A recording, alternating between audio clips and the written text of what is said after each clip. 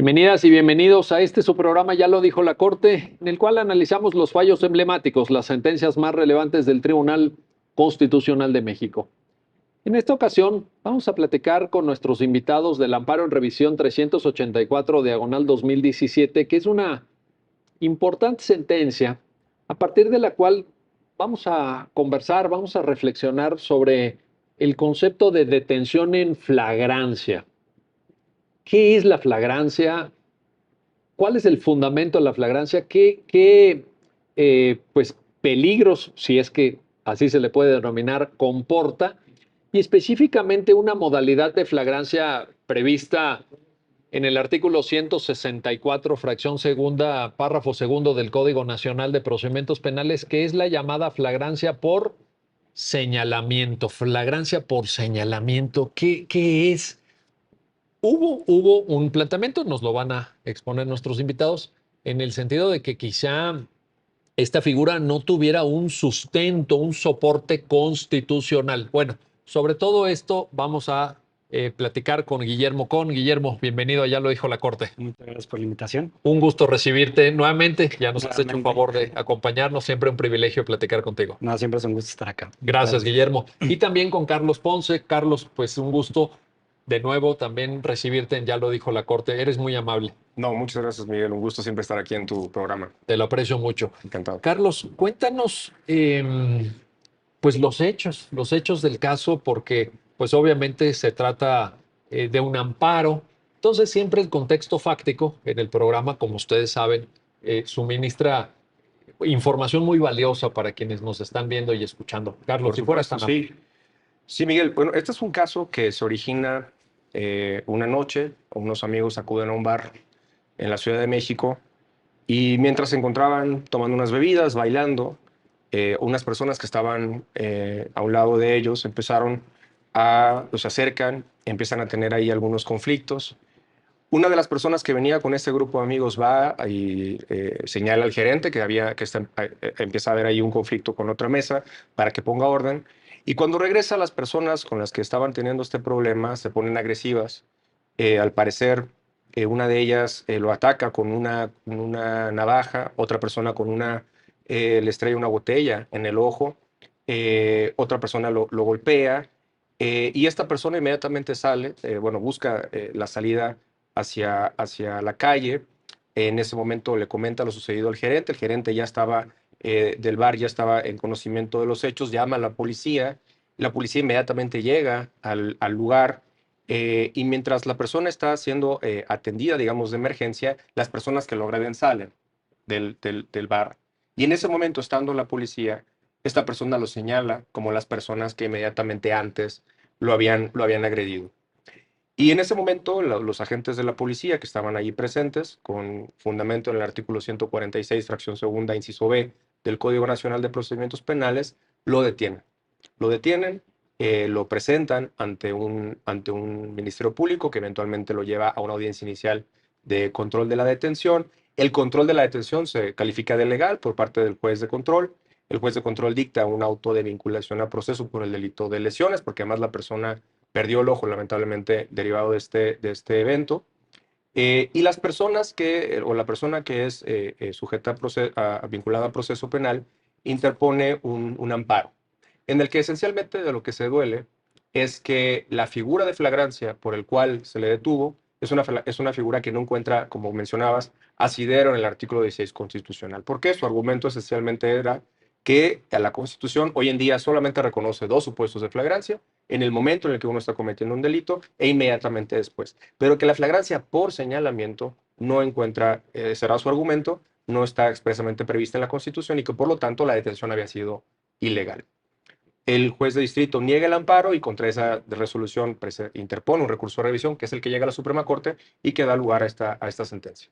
Correcto. Muchas gracias, Carlos, por esta síntesis de los hechos y de cómo, pues, finalmente es puesto el asunto en conocimiento de la Corte. Guillermo, te pregunto y te planteo. Vamos a establecer el contexto del tema que nos ocupa a partir de esta sentencia, que tiene que ver, creo yo, con las formas de detención autorizadas por el texto constitucional, porque obviamente pues el hecho de que se detenga una persona, caramba, no es un tema menor, es un tema que incide en la esfera personal, desde luego, en algo tan básico como nuestra libertad. Cuéntanos, en términos de la Constitución mexicana, ¿qué formas de detención están permitidas? Claro, y partiendo de lo que decías ahorita, creo que lo primero es identificar cuál es el derecho fundamental que está en juego aquí, ¿no? Y es precisamente ese, la libertad. La libertad no en un sentido demasiado amplio, como podría ser entendida como un derecho al libre desarrollo de la personalidad o una posibilidad de esfera privada, sino una libertad deambulatoria, una libertad de movimiento, ¿no? Es lo que estamos discutiendo en esta sentencia. Y efectivamente, el artículo 16 constitucional reconoce de alguna manera este derecho de libertad deambulatoria y establece un régimen general de libertad. Dice, por regla general, pues todas las personas tenemos derecho a movernos, a trasladarnos de un lugar a otro. Y de manera extraordinaria, la autoridad del Estado, por medio de sus facultades constitucionales, puede limitar esa libertad deambulatoria, ¿no? La regla general, y digamos que esto debería de ser prácticamente siempre, es que haya una orden previa de un juez, una orden de aprehensión, ¿no? Una orden de aprehensión. Ese es técnicamente así se denomina, ¿no? Técnicamente ese es el nombre, una orden de aprehensión que es emitida por un juez previo a analizar si existen elementos para determinar que una persona ha cometido un delito. Ahí, digamos, el control judicial es previo, el juez analiza previamente todo esto y dice, hay elementos para pensar que esta persona pudo haber cometido un delito, que es responsable por la comisión de un delito, entonces emito la orden de aprehensión. Y es ese documento el que faculta a la policía para ir y detener a una persona, ¿no? Pero de manera extraordinaria, nuestra Constitución también establece dos supuestos adicionales, que son la flagrancia y el caso urgente. La flagrancia, como más o menos se empezaba a señalar Carlos, es ser detenido al momento o inmediatamente después de haberse cometido un delito, ¿no? Poniéndolo en términos muy coloquiales, te agarraron con las manos en la masa, Correcto. ¿no? En ese momento o inmediatamente después, ¿no? Que ahí es interesante porque esta redacción actual del código, del artículo 16 de la Constitución, viene de la reforma de 2008. Previamente simplemente se decía, y esto vamos a entrar a detalle más adelante, pero simplemente se decía en delito flagrante, ¿no? Así es. Y ahora creo que la Constitución es mucho más clara y mucho más específica en los supuestos, ¿no? Ya nos da el concepto. Nos da el concepto. Bueno, sí, o los supuestos, definición. ¿no? La definición un Claro. poco más precisa, ¿no? Claro. Al momento que lo estás cometiendo o inmediatamente después de haberlo cometido. Y bueno, el caso urgente, que es sin meternos muy a detalle, porque ese creo que se daría para otro programa completamente, simplemente es una orden que puede emitir el Ministerio Público, digamos, en situaciones específicas en las que por razones de hora, lugar o cualquier otra circunstancia no puede acudir con un juez y entonces extraordinariamente la Constitución dice, tú, Ministerio Público, puedes emitir una orden como si fuera vamos a llamarle como si fuera una orden de aprehensión, como si fuera una orden previa que va a estar sujeta a un control, ¿no? Y esto tiene, bueno, una serie de reglas a las que no nos vamos a meter. Pero básicamente, digo, puede complicarse un poquito más con todas las cuestiones de arraigo, por ejemplo, o detenciones por cuestiones de extradición, pero básicamente este es el régimen que la Constitución General nos da en temas de libertad ambulatoria y las posibilidades que tiene el Estado para detener. Ahora, Guillermo, una orden judicial de aprehensión que atinadamente dices, bueno, pues tiene que ser la regla general o en la concepción del artículo 16 está pensada la orden de aprehensión como para que sea el mecanismo normal, digamos, Idóneo, de sí. detención. Bueno, lo ejecuta una autoridad. En el caso urgente también, porque lo acabas de señalar, pues es una autoridad administrativo, ministerial o fiscalía, etcétera. En el caso de flagrancia, ¿quién puede detener a alguien en flagrancia? Porque, pues en ese supuesto de con las manos en la masa, pues pueden ser los vecinos, Claro, alguien que iba pasando. justamente es una gran pregunta y en realidad puede ser cualquier persona. Cualquier persona que observe que se está cometiendo un delito que se acaba de cometer puede realizar una detención en ese momento con la obligación, eso sí, de ponerle inmediatamente a disposición de la autoridad más cercana, ¿no? Entonces, puede, si una persona, por ejemplo, está asaltando, se puede hacer como una detención en ese momento, pero se le tiene que dar a los policías más cercanos que estén en ese momento para que ellos continúen con el trámite. Lo que suele suceder es que sea la propia policía que está haciendo labores de seguridad pública en las calles día a día los que realicen este tipo de detenciones a partir de señalamientos o cuestiones que observen o que sucedan en el día a día de su labor, ¿no? Correcto. Ahora, Carlos, regreso contigo. Dice Guillermo, y comparto obviamente la interpretación que él hace del artículo 16 constitucional. Bueno, la regla general es, se aportan elementos de investigación suficientes a un juez de control y el juez de control, que también es juez de garantía de nuestros derechos, Correcto. si estima que esos elementos ameritan el libramiento de una orden de aprehensión, bueno, pues ahí hay una cobertura constitucional, hay una protección a las libertades, etcétera, muy, muy claras. La excepción serían caso urgente y flagrancia, pero yo te quiero plantear, ¿y si es la excepción la flagrancia? Porque, pues, muchos casos hay de detención en flagrancia en la práctica, ¿no? Bueno, sí, es la... ajá, conceptualmente sí, sí, si uno lee el 16, pero, pues, es una pregunta muy interesante.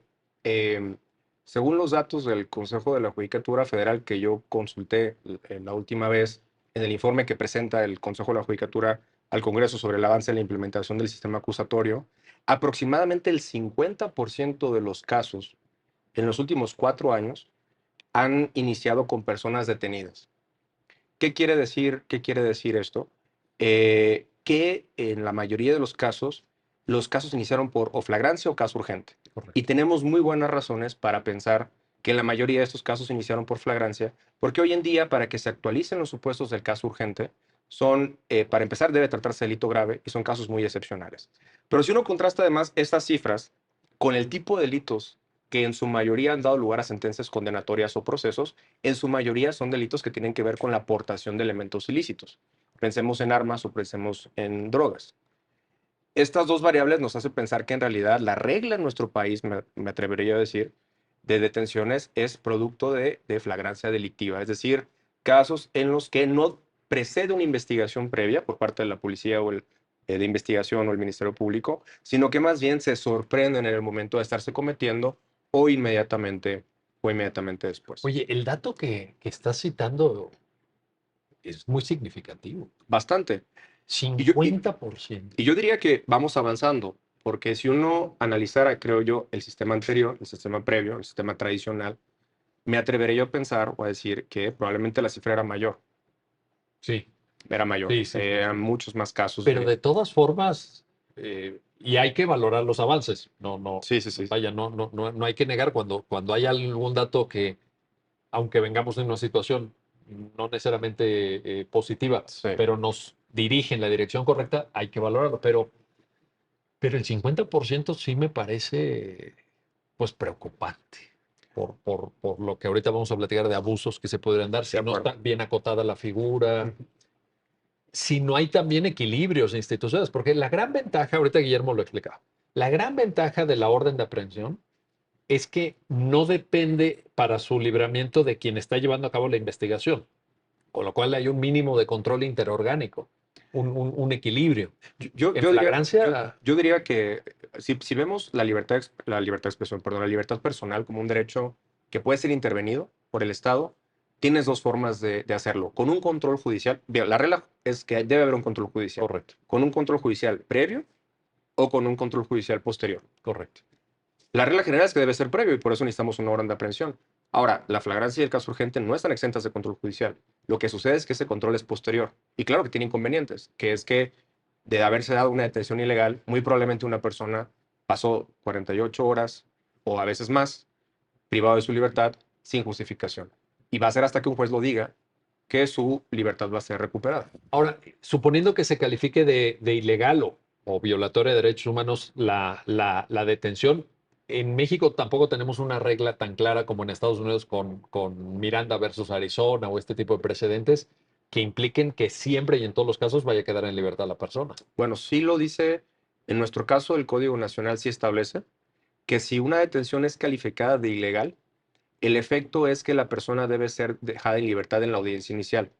Con la acotación, por supuesto, de que esto no significa que no pueda iniciarse una investigación y eventualmente citársele nuevamente mediante un citatorio o, si fuera el caso, una orden de aprehensión por caso de necesidad de cautela para que enfrente un proceso penal, pero ya con otra forma de conducción al proceso.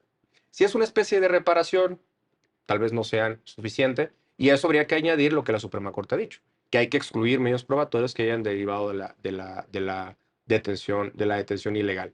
Pero insisto, esto es hasta que el juez lo dice. Sí. Mientras una persona puede haber pasado horas, días, privada de su libertad, con la afectación que esto puede tener en su vida diaria, de manera ilegal. Sí, sí, sí, sin duda.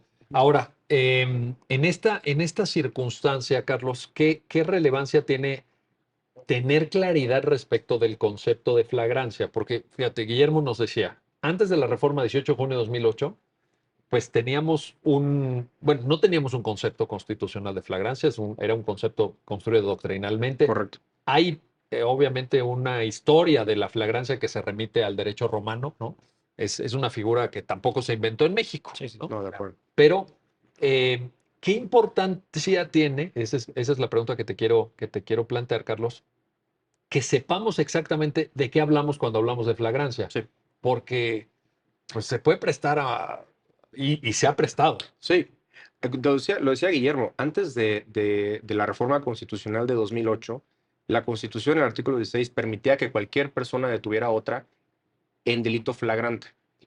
La Constitución no nos decía que era un delito flagrante. ¿Quién lo decía? Lo decían las leyes. ¿Y el legislador ordinario qué empezó a hacer? Bueno, con la finalidad de combatir la delincuencia y darle más herramientas a las policías, a los fiscales, para llevar a cabo detenciones, comenzó a ampliar el concepto. Claro. Y llegamos al punto en el que la flagrancia ya no era detener a alguien en el momento de que el delito está flagrando, como decía la Corte en la quinta época, sino que llegamos incluso a conceptos de flagrancia equiparada. Se usó mucho eso, ¿no? Era la regla A ver, prácticamente. cuéntanos qué es la flagrancia equiparada. La flagrancia equiparada, que estaba regulada en los códigos procesales penales, esencialmente lo que decía es que se consideraba flagrancia la detención de una persona que hubiera cometido un delito grave, siempre y cuando se realizara la detención dentro de las 72 horas siguientes. Con lo cual, pues prácticamente era pues, una licencia para llevar a cabo detenciones en cualquier momento por parte de la policía, ¿no? Hoy en día eso la Corte, bueno, eso es lo que pasaba bajo el concepto de delito flagrante constitucional previo a 2008. Para evitar esos abusos, el Poder Reformador de la Constitución lo que hizo en este año fue decir, no, vamos a nosotros dotar de contenido al concepto y vamos a decir que la flagrancia, o más bien que una persona puede tener a otra en el momento de estar cometiendo el delito o inmediatamente después de cometerlo, con la intención de excluir esos conceptos que habían venido ampliando la posibilidad de detención, que era la flagrancia equiparada. Ahora, en flagrancia, digo, yo ya sé que, en fin, se quitó y que ya ahorita no habría ese espacio a partir de la reforma 2008, pero lo quiero usar como ejemplo para ver cómo de repente el legislador, frente a conceptos jurídicos que o no están dotados de contenido por mandato constitucional o son conceptos de estos que llaman esencialmente indeterminados, etcétera, puede agarrar y poner ahí lo que quiera. Y entonces dice, pues también es flagrancia que lo detengas hasta 72 horas después. Oye, pero como se lo sacaron de la manga, ¿no? Digo, coloquialmente lo digo. No, ¿No te parece, Carlos? pero- Que es una redefinición. Y yo creo que el propio legislador era consciente de ello, porque ¿cómo se le llamaba? Flagrancia equiparada, Pero flagrancia. pero flagrancia al final del día. Para poder tener un encaje en el 16, ¿no? Exactamente. Pero yo creo que es una redefinición abusiva. Sí, ahí creo que también los tribunales constitucionales, yo creo que hoy una corte como la que tenemos hoy, que es una corte más consciente, digamos, de los límites que debe tener el poder de cara a los derechos humanos, probablemente no hubiera sido necesaria una reforma. Si los tribunales, por ejemplo, adoptaran interpretaciones acotadas de las restricciones a los derechos fundamentales, ¿no? Creo que hoy en día un tribunal, frente a un concepto de delito flagrante que puede ser indeterminado, un tribunal puede adoptar la interpretación más restrictiva del concepto y excluir de interpretación ese tipo de soluciones. Oye, porque además pasa con otros derechos también. Tú ahorita que decías, bueno, la libertad de expresión, la libertad de reunión, no están definidas a nivel constitucional. Ni siquiera algo tan básico como igualdad y no discriminación. O los supuestos de restricción, que esa es Los supuestos de la otra restricción. cuestión, ¿no? ¿Qué censura previa? que es, por ejemplo, responsabilidades ulteriores. Claro. Y eso puede uno lo puede interpretar como una carta abierta al legislador, que él puede dotar de contenido los derechos como quiera, como de hecho sucedió. Sí, Había casos totalmente. Claro, el claro, caso claro, del poeta maldito, ¿no? claro. Decía la Corte, bueno, no, como la ley dice que la libertad de expresión se puede restringir cuando lo establezca la ley, pues prácticamente era un cheque en blanco, ¿no? Hoy Imagínate. en día creo que esa no es la visión. Creo que hoy en día los tribunales, nuestras tribunales y la Suprema Corte tienen una visión más sustancial de los derechos. Pero es que si no, ¿qué sentido tiene la supremacía constitucional? Pues prácticamente queda vacía de contenido. Le das un cheque en blanco al legislador. Entonces, mire, aquí usted dice en el 16 que se puede tener por delito flagrante. Ahora, ¿qué es, en qué supuestos se verifica la flagrancia? Aquí tiene usted un cheque en blanco, legislador. Ponga usted 72 horas, 48 horas. ¿Cuántas horas necesita usted? Exacto. Pues yo lo veo muy complicado, ¿no? Sí, y bueno, hoy en día el Poder Reformador creo que atendiendo a esta cuestión y de cara a la implementación de un sistema más garantista, del cual pues tú eres experto, pues creo que la filosofía que estaba detrás precisamente de eso era decir, bueno, no vamos a evitarnos esto y nosotros mismos vamos a poner como poder constituyente, como sociedad, los límites desde nuestra Carta Magna, ¿no? Expertos, expertos solamente son ustedes y ya lo están demostrando. Vamos a hacer una pausa, no se vayan, regresamos enseguida para continuar en este análisis, en esta conversación con nuestros invitados sobre el amparo en revisión 384, diagonal 2017 y poder entender por la relevancia práctica, ya nos lo han explicado nuestros invitados, que tiene la aplicación de la figura de la flagrancia, pues poder entender qué alcance tiene, qué alcance se le debe dar y específicamente en relación a la flagrancia por señalamiento del 164 del Código Nacional de Procedimientos Penales. Regresamos enseguida. Ya estamos de vuelta, ya estamos de regreso en su programa, ya lo dijo la Corte, para seguir comentando el tema de la flagrancia, que preciso está previsto en el artículo 146 del Código Nacional de Procedimientos Penales.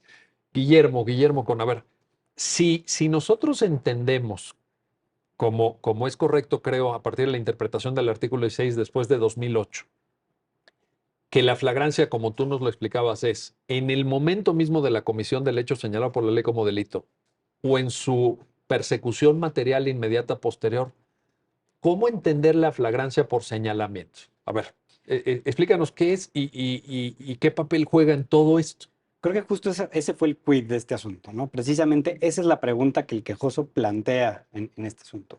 Él básicamente lo que dice es, la Constitución solamente nos dice que debe ser al momento de ser detenido o inmediatamente después.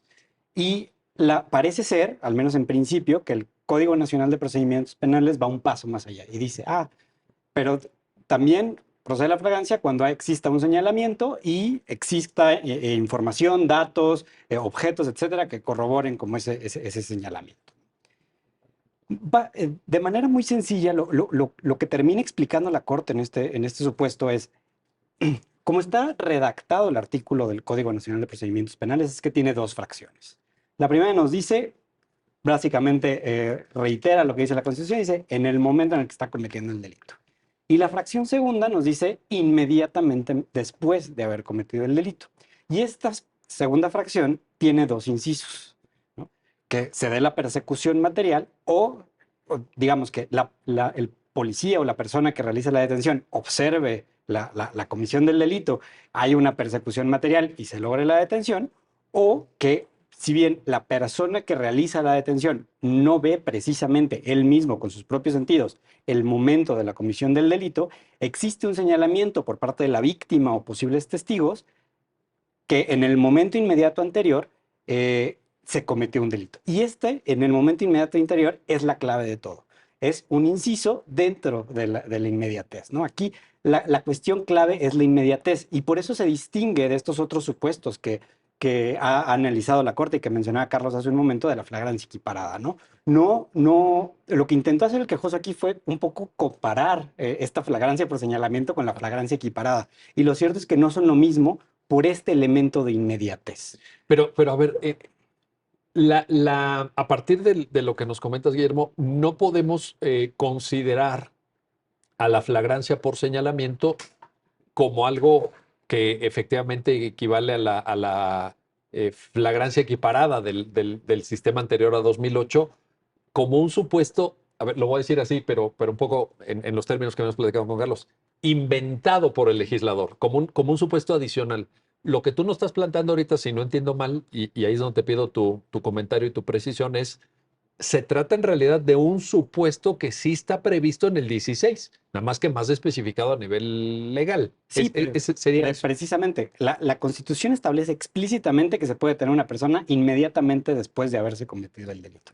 Aquí por eso lo que decías, la clave es el inmediatamente después, la inmediatez. Entonces, lo único que está haciendo el Código Nacional de Procedimientos Penales es desarrollar, dar seguridad jurídica, dar claridad de qué significa esta expresión de inmediatamente después. Y el código es muy claro en decir, hay dos supuestos. Uno, en el que el policía, la persona, observa la comisión del delito, hay una persecución material y se logra la detención de la persona. O, si bien quien realiza la detención no observa directamente la comisión del delito, sí puede realizar la detención mediante un señalamiento de alguien que sí observó el delito y que además aportó información que permita identificar a esta persona. Entonces, viene vestido con esta ropa, tiene estas características físicas, pues, digamos, la víctima ofendida da información de los hechos de la persona para que pueda ser perfectamente identificada y detenida en un momento inmediato. Aquí, evidentemente, si pasan 2 días o si pasan las 72 horas, pues ya no estamos en un supuesto de flagrancia, ¿no? Estamos hablando de que el delito acaba de suceder, se da información y es posible lograr esta detención de manera inmediata. Y lo único que hace el código es especificar lo que la Constitución quiere decir con este supuesto de inmediatamente después. No es una No hipótesis es, adicional. no es una hipótesis como sucedía con la flagrancia Equiparada. equiparada, Sí. que, Bueno, que a partir, como muy bien lo decía Carlos, de un concepto constitucional vago cuyo contenido claro. pues va variando, el legislador le dio un contenido amplísimo, ¿no? Entonces sí estamos, digamos, en ese sentido, desarrollando lo que la propia Constitución dice. Lo que la propia Constitución dice. Y esa es, al final de cuentas, la decisión de la Corte en este caso, ¿no? Oye, en la narrativa fáctica que nos compartiste al inicio, Carlos, efectivamente, digo, ya lo mencionaste nada más para tener claridad en Sí. esto. No hay por parte de los agentes que detienen a esta persona afuera del bar. Entiendo que ya estaban afuera, Sí. ¿no? No hay ninguna percepción directa a través de los sentidos del momento de la comisión del ilícito, ¿cierto? Es Es la que víctima la que... es la víctima, precisamente. Ahora, simplemente una aclaración. Aquí la Corte solo se pronunció sobre la constitucionalidad de la norma, porque el tema constitucional, ¿no? Ya el encuadre de los hechos del caso le tocaba ya al tribunal colegiado. Correcto. Quisiera no, tampoco que se piense que la Corte aquí ya tomó una decisión, pero me parece que pudiéramos nosotros, como hipótesis, trabajar con ella, ¿no? Podrían haber asegúnes si el caso variara un poquito. En términos fácticos, porque En además la términos Corte aquí fácticos. no valoró datos de prueba. Correcto. Porque también la determinación del hecho es una decisión. En el control de la detención necesitamos hacer dos determinaciones. ¿Cuál es el hecho? Sí. Que vamos a tomar, lo vamos a tener por acreditado con base en datos de prueba, porque es un momento previo a la sentencia. Y luego clasificar ese hecho dentro de alguno de los supuestos de flagrancia. Y solo si ese hecho encuadra en alguno de los supuestos de flagrancia, entonces podemos decir que la detención es legal. Aquí la Corte, como era una cuestión de legalidad, la determinación del hecho no se metió ahí, solamente analizó la constitucionalidad del Código Nacional. Pero insisto, creo que podemos trabajar con el caso simplemente como para que quede claro a la audiencia cómo pudiéramos hacer este ejercicio, ¿no? Sí, la Constitución no dice si la detención debe ser realizada por la persona que percibió el hecho o si puede ser por un tercero que tiene conocimiento del delito por el señalamiento de la víctima, un testigo con quien participó en el delito y además cuenta con indicios o datos, por ejemplo, que se le encuentre en posesión de un objeto presuntamente robado, Claro. para llevar a cabo la detención. Siempre y cuando los elementos con los que haya contado el agente aprensor sean razonables para cualquier persona, en el sentido de que era razonable creer que en el momento inmediato anterior se había cometido un delito. ¿Qué pasa en este caso? En este caso, un agente de policía llega a un lugar por una denuncia de que había habido una agresión, ve a una persona que está sangrando con un ojo lesionado, digamos, tiene razones para creer que en el momento inmediato anterior se cometió un delito. Sí, normalmente la gente no sale a un restaurante con el ojo sangrado. O sea, Sangrado. algo debe haber pasado, Algo. ¿no? Digamos. Ahí tiene un primer indicio. Hay una lesión. O sea, de la existencia de un delito, probable. Aparte, no estamos aquí analizando el delito más allá de toda duda razonable con Claro. todos los elementos típicos antijurídicos de culpabilidad. No, no. Estamos en un análisis muy previo en Muy, el muy que temprano. muy temprano en el Sí, que no le sí, sí. podemos exigir a un agente de policía que nos acredite el delito más allá de todo razonable, insisto, con todos sus elementos, ¿no? Porque pudo haber habido legítima defensa y eso se tendrá que Por ejemplo, determinar en juicio. es correcto. Aquí lo que tenemos que pedir es simplemente, había un indicio de que se cometió un delito, sí, y hay un señalamiento directo. La víctima señala directamente a la persona que presuntamente le generó la lesión. Y además, la lesión es fresca. Tenemos razones para pensar que el delito se cometió en el momento inmediato anterior. Esto bajo el concepto constitucional que dice que se puede tener una persona en el momento o inmediatamente después, no parece tener problemas, ¿no? No estamos hablando de una detención que se realiza horas, días después. Además, sería difícil pensar que aquí la persecución se interrumpió. Ni siquiera, digamos, la Bueno, persona estaba todavía en el como lugar. tal persecución, No era necesario que hubiera. Ni- La persona estaba allí. pero ni siquiera se había iniciado, pues, No, porque, exacto. Perdón, no había iniciado claro. una persecución, entonces la persona no se había fugado. La persona estaba todavía en el lugar, es señalada en el momento inmediato posterior. Creo que habría razones para decir que encuadra este hecho en ese Ahora, contexto. decía Guillermo algo bien interesante, creo yo, Carlos, y que probablemente incluso el caso lo ilustra. El tema de la cercanía temporal, y me parece una de las claves de comprensión del criterio de la Corte. Sí se requiere esta cercanía, ¿no? Totalmente. Porque, desde luego, en el trabajo que hace el Tribunal Constitucional de México, pues hay una acotación en el sentido de ver temas constitucionales y ya tú decías, bueno, lo fáctico queda a conocimiento de otras competencias, pues también del propio Poder Judicial Federal, porque ya estaba planteado el amparo. Pero si variamos tantito el supuesto, Sí, eh, además para efectos del programa, que también tiene un ámbito de sí, pedagogía, ¿no? totalmente.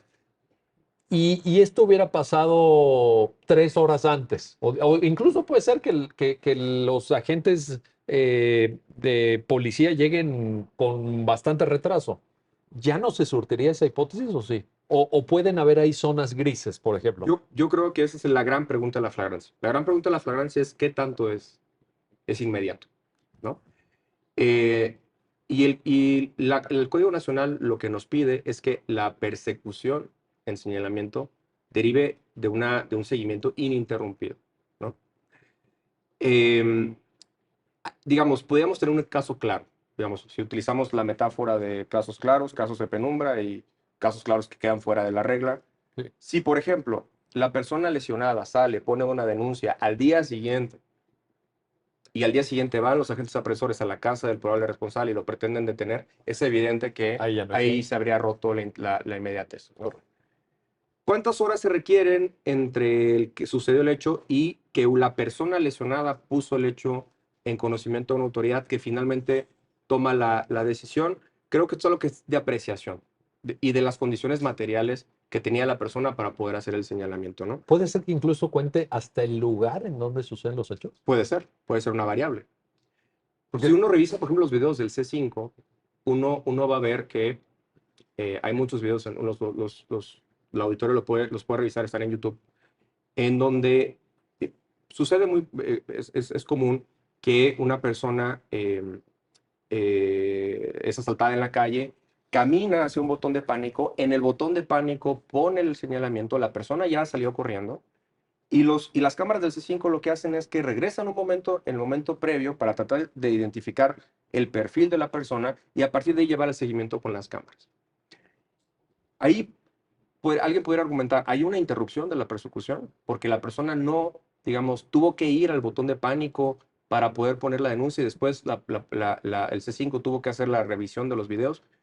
Me parecería podría ser una alternativa, pero me parecería un poco estricto, ¿no? Porque estaríamos de acuerdo que en este caso, si las cámaras permiten hacer un seguimiento puntual de la persona en el momento en que cometió el delito, en el que sustrajo la bolsa, y permite identificarlo minutos posteriores, 15 minutos, 20 minutos después, mediante esa persecución, al menos mi criterio sería que pudiéramos hablar de un caso de flagrancia inmediatamente después, aunque haya pasado un tiempo, correcto. digamos, razonable, ¿no? Ahora, fíjate, este comentario te lo planteo, Guillermo, de Carlos, nos orienta en el sentido que también las interpretaciones que se hagan de este tipo de conceptos tienen que ser interpretaciones razonables, ¿no? Digamos, esto del botón de pánico me hace mucho sentido. Pues es que si no, ¿cómo le avisa a la autoridad, no? O incluso ni modo que haya una patrulla ahí en la esquina inmediatamente. La vida es mucho más compleja, la realidad es mucho más compleja. Sí se requiere este sentido común o a veces en términos probatorios le llaman las máximas de la experiencia, ¿no? De decir, bueno, pues tampoco vamos a generar interpretaciones teóricas o académicas que no nos sirvan en el mundo real, ¿no? Claro, es fundamental, como dices, que un tribunal constitucional genere interpretaciones garantistas que protejan los derechos fundamentales de las personas. Pero tampoco puede llegar al punto de hacer completamente inoperantes las figuras que están ahí precisamente para asegurar muchas veces la seguridad pública, ¿no? Claro. Un ejemplo que a mí me parece fantástico como para explicar cómo la Corte ha hecho muy bien digamos, estas especificaciones es el tema de la evidencia de la flagrancia, por ejemplo, y lo comentaba ahorita, Carlos lo empezaba a comentar. Eh, lo que ha dicho la Corte es, a ver, no necesariamente tiene que existir un delito en los hechos, ¿no? Sino simplemente tiene que existir evidencia suficiente para que razonablemente el policía pueda determinar que en ese momento o inmediatamente antes se estaba cometiendo un delito, ¿no?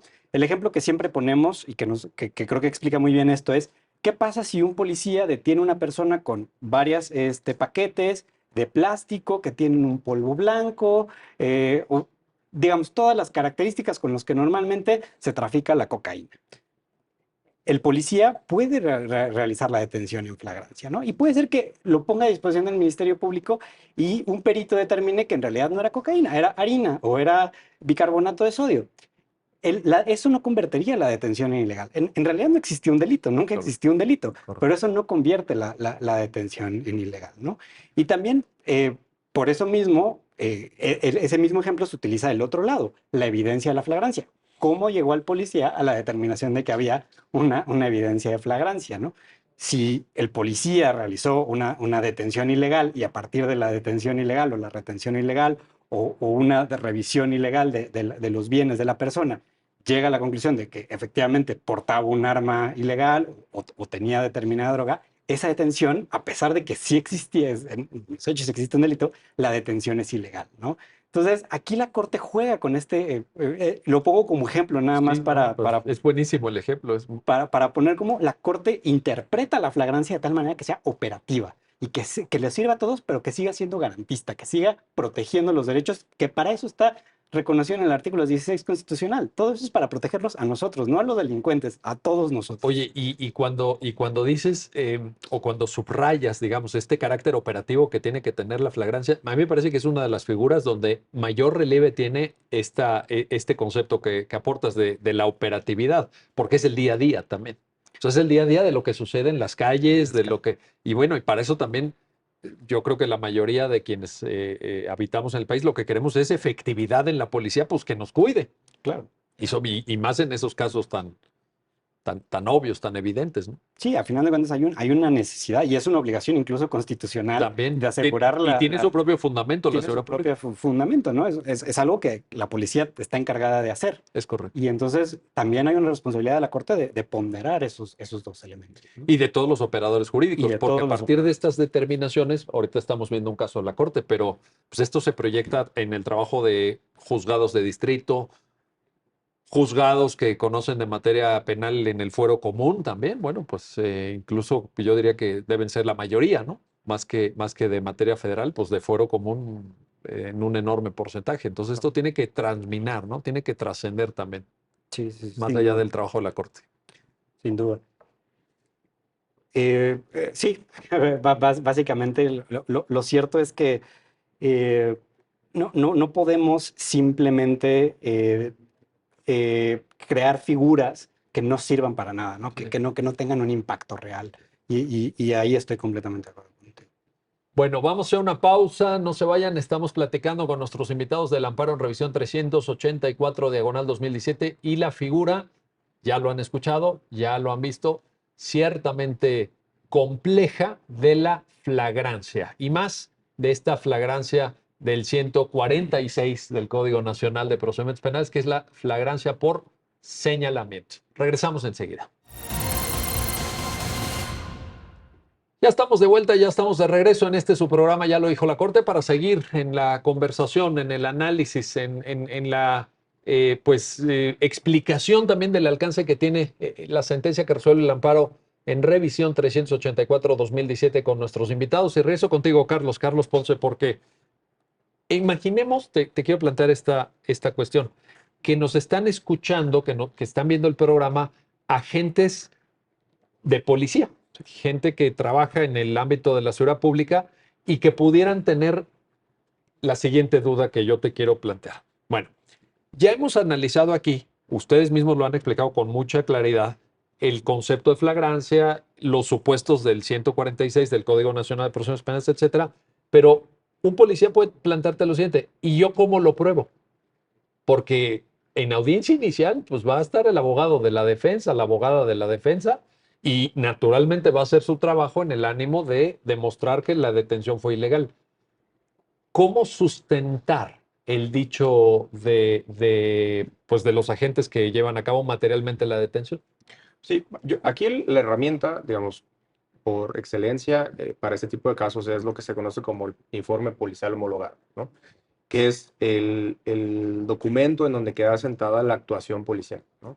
Y allí es muy importante que la detención esté narrada de la manera más clara y precisa posible, ¿no? Esa es, digamos, la primera. Porque puede haber desahogo probatorio en el control de la detención, sí, sí lo puede haber, pero no es la regla. La regla es que normalmente esto se debate, insisto, con datos de prueba. ¿Qué es un dato de prueba para tu auditorio? La referencia a un medio de prueba que todavía no ha sido desahogado, dice el Código Nacional de Procedimientos Penales. En otras palabras, el Ministerio Público, ¿qué es lo que va a decir? Su señoría, yo cuento en mi carpeta de investigación con un informe policial homologado de los agentes aprensores A y B que señalan lo siguiente, que en tal fecha, tal.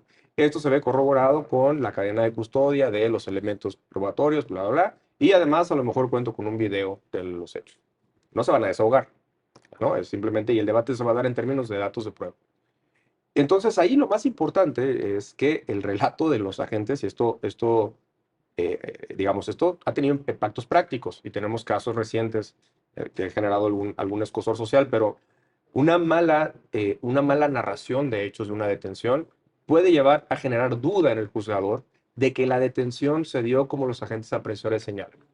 Si hay un dato que no es coherente, porque de esto va el control judicial de la detención, verificar si es coherente el relato de hechos que nos da. ¿Es coherente pensar que el imputado se encontraba en el lugar de los hechos, en la forma en que los agentes apresores dicen que se encontraba, que reaccionó de la forma en la que dicen que reaccionó, que confesó los hechos ante la policía? Pues si los jueces con máximas de la experiencia llegan a la conclusión de que es poco creíble, pues la detención se va a caer. Entonces es muy importante también que allí haya un trabajo pues de explicación de lo que es el razonamiento probatorio, ¿no? Es lo que te iba a decir, porque, y un poco regresando a lo que tú mismo planteabas hace rato, ese razonamiento probatorio, el trabajo con dato de prueba, etcétera, pero no con un umbral como el que se requeriría para una sentencia condenatoria o incluso para el dictado de una medida cautelar, ¿no? No.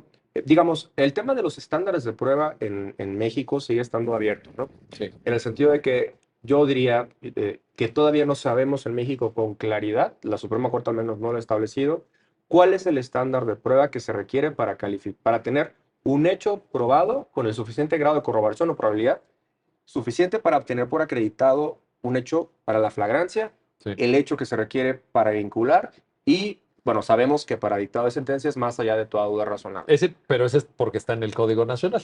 Eso porque está en el Código Nacional, pero aún así habría autores que te dirían, oye, pero eso duda razonable ¿para quién? Sí. ¿No? Entonces, la Corte ya ha tratado de hacer un concepto de duda razonable racionalista, objetivo, que depende de la evidencia y no de la convicción íntima del juez, pero bueno, eso es otro tema. Pero ese mismo problema se traslada a la vinculación. Pero digamos, para sentencia condenatoria, que es a lo que se refiere el más allá de todo razonable, pues bueno, lo tenemos. Sí. Puede haber una discusión. Yo entiendo que no es exclusiva de México. En otros países también se ha discutido qué significa más allá de todo razonable.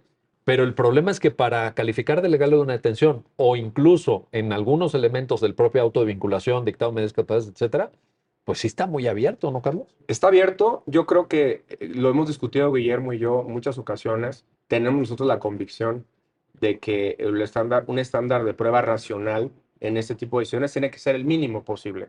¿Cuál es el estándar mínimo? Lo hemos comentado. Para nosotros es el de prueba preponderante. ¿Qué quiere decir esto? Que es más probable a que no haya sucedido el hecho. Si para el juzgador es más probable que el hecho no haya ocurrido, no con un estándar de prueba que refute todas las hipótesis Claro, de no, no, no, no, inocencia, no, no, porque bueno, eso haría imposible en cualquier caso, sí. sino que es menos razonable que los hechos hayan ocurrido como la autoridad viene a decir. Creo que un juez estaría en lo correcto si tomara la decisión de no tener por acreditado el hecho para efectos de esa determinación. Oye, ¿Y por qué prueba preponderante? Porque es el estándar mínimo racional. oye, pero déjame ahí te pongo, yo estoy de acuerdo y me parece que además en términos operativos es lo que corresponde entender. El problema, seguramente muchos abogados, abogadas penalistas encargados de defender personas que se encuentran en esta situación jurídica, te dirían, el problema es que si tú pones un estándar mínimo, mínimo, mínimo para este tipo de cuestiones, legalidad de detención, autovinculación, dictado de medidas cautelares, la propia medida cautelar que te implica un sacrificio de la libertad, como es la prisión preventiva, pues sí te genera una tensión en términos de protección de derechos muy fuerte. Lo que te quiero decir es esto. Tú puedes en un país, sea México, sea cualquier otro país, tener un estándar bajo para todos estos actos dentro de un procedimiento penal, pero minimizas también el uso de medidas cautelares tan invasivas como la prisión preventiva. El problema es que en México creo que tienes las dos cosas. Totalmente. Y ahí es donde... Una de las cosas que justifican en el derecho comparado y en la doctrina asumir estándares de prueba bajos es que el riesgo de error es menor. El riesgo de error en el efecto que puede tener la decisión judicial. En un sistema en donde la prisión preventiva es la regla, el riesgo de error es extremadamente alto. Y además, prisión preventiva, en algunos casos impuesta con carácter oficioso. Y ahí tenemos un problema. Ahí tenemos un problema. Que es cómo justificamos un estándar de prueba, moralmente, cómo justificamos un estándar de prueba bajo para la vinculación a proceso si la consecuencia necesaria en esos casos va a ser la prisión. Moralmente dices, pero además en el conjunto de la concepción del sistema. Bueno, también. Porque tú tienes que dar cuenta del conjunto del sistema. Entonces tú dices, bueno, bajamos aquí el estándar, pero mantenemos la funcionalidad de medidas cautelares tan invasivas como prisión preventiva, incluso impuesta de manera oficial. Yo ahí veo un problema. Hay un problema. Yo ahí veo Coincido. un problema serio, ¿no? No, yo coincido completamente contigo, Miguel. Digamos, la reducción de los estándares de prueba en etapas previas a la sentencia, cambiar el estándar de prueba del auto de formal prisión a uno más bajo en vinculación, hace sentido en un sistema en donde la prisión preventiva es excepcional. Y que además se debe probar, justificar. Como debería ser, por cierto. En términos ahora sí que como el programa, pues ya lo dijo la Corte, pero aquí ya lo dijo la Corte Interamericana de Derechos Humanos, ¿no? Y vamos O sea, a ver qué ya- dice la Corte la próxima semana. exacto, ya pronto tendremos esa definición. Guillermo, por tanto, sí es muy importante, pues no sé si llamarle capacitación, atención, concentración, como sea, para redactar buenos informes policíacos homologados, ¿no? Porque también hay alguna, algún elemento que no esté, alguna incongruencia, decía Carlos, no dar el contexto adecuado, una descripción insuficiente, vaya, y sé que no le podemos pedir a nuestros policías que sean premios Nobel de literatura, pero sí que haya un grado de atención, de detalle incluso, Guillermo. Sí, sin duda. A ver, partimos de la base de que muchas veces las decisiones de los jueces no parten necesariamente de informes homologados hechos en mala fe o que tengan necesariamente información falsa, ¿no? No digo que no suceda, lamentablemente pues, hay instancias de que eso sucede y eso es completamente reprobable y es algo que incluso creo que es materia de sanción. Pero antes de eso, creo que sí es una labor muy importante, como tú bien lo decías, de capacitación y más que nada de concientización de la importancia que tiene el policía en el momento de realizar la detención, de estar, incluso lo ponerlo en términos, presente mentalmente, darse cuenta de todas las circunstancias que están a su alrededor y y actuar siempre de manera justificada y con todos los datos que pueda tener, ¿no? Y eso para su toma de decisiones al momento de realizar detenciones, al momento de realizar revisiones, los controles, los diferentes niveles de control que ha desarrollado la Corte, todos estos requieren juicios de los propios policías que pues evidentemente requieren de una capacitación para saber en qué casos pueden actuar y en qué casos no.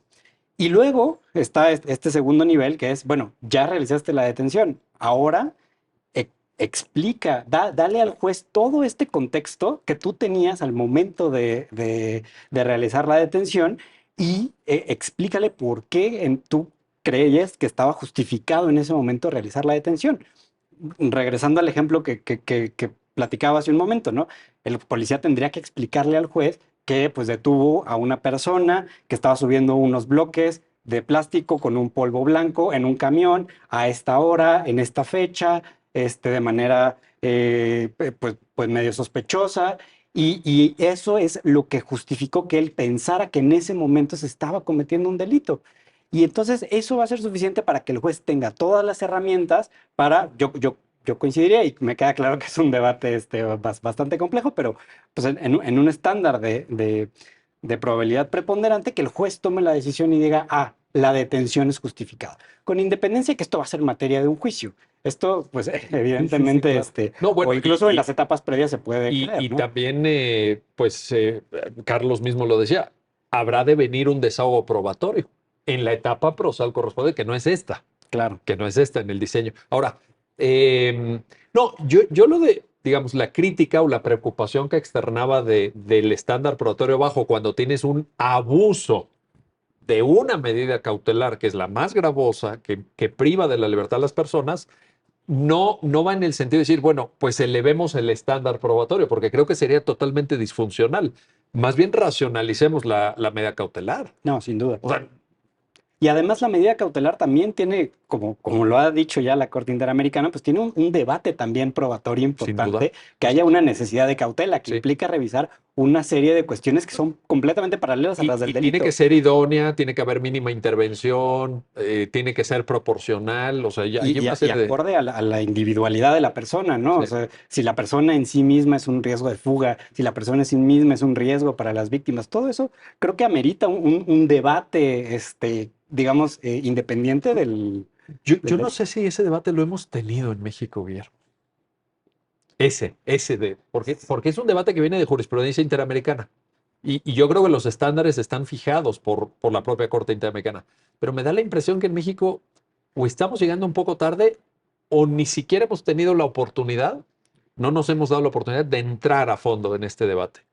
Mi opinión particular, recuerdo hace tiempo cuando estudiaba la maestría en Reino Unido, un país que tiene una tradición del sistema acusatorio de siglos, Y de ¿no? habeas corpus Y de de habeas hace corpus de ya casi siglos. un milenio casi. Un milenio, le platicaba una maestra que, pues nosotros hicimos un cambio de sistema inquisitivo a sistema acusatorio en ese momento en 8 años, ¿no? Sí, Y pues lo cierto es que llevamos que pues, aproximadamente 13, 14 años en esta transición, es muy poco tiempo. correcto. Entonces, viéndolo desde, digamos, el punto de vista más positivo que le podemos dar, creo que el sistema acusatorio tiene muchas faltas, sí, tiene muchos errores, nos falta discutir muchas cosas, pero creo que también nos falta eso, nos falta tiempo. Sí. Nos falta tiempo de pensar, de desarrollar y de eventualmente ir tomando decisiones que ayuden a los operadores jurídicos, a todos los operadores del sistema de justicia, a tomar mejores decisiones.